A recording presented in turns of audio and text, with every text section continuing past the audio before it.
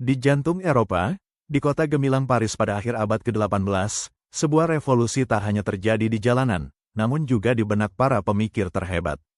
Mereka menghadapi kekacauan yang tak terlihat, namun fundamental, dunia tanpa standar pengukuran yang seragam.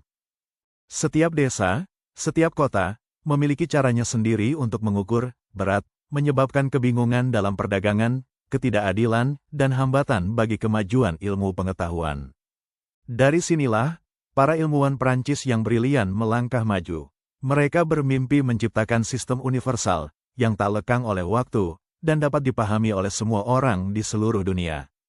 Maka, lahirlah konsep kilogram.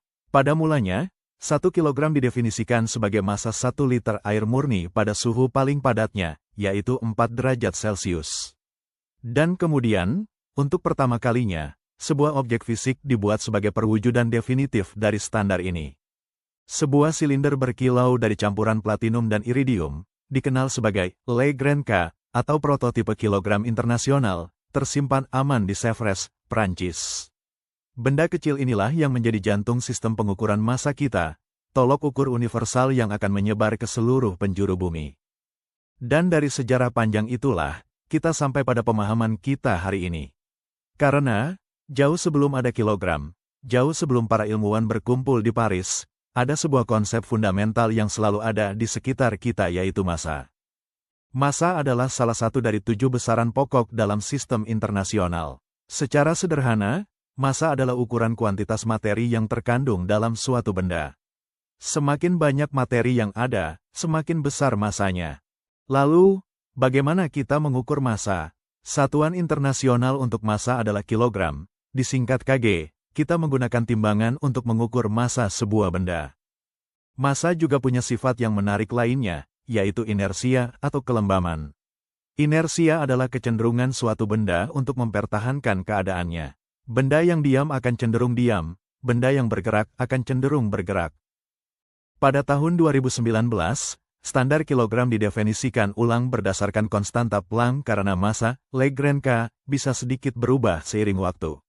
Dengan definisi baru ini, standar massa menjadi lebih stabil, universal, dan bisa direalisasikan di mana saja dengan perangkat canggih seperti timbangan kibel.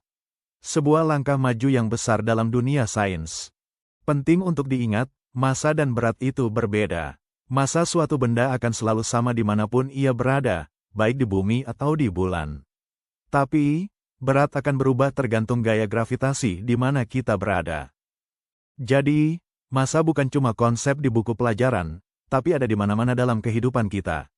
Saat ibu menimbang gula untuk membuat kue, saat kita membeli buah di pasar, atau bahkan saat kita merasakan sulitnya mendorong lemari. Singkatnya, massa adalah ukuran kuantitas materi, yang kini didefinisikan secara fundamental berdasarkan konstanta Planck. Dari upaya ilmuwan di Paris pada abad ke-18 hingga inovasi terbaru, standar massa yang kita gunakan adalah hasil perjalanan ilmiah yang panjang dan luar biasa. Semoga video ini membantu kalian memahami lebih dalam tentang massa. Jangan lupa like, komen, dan subscribe untuk video menarik lainnya.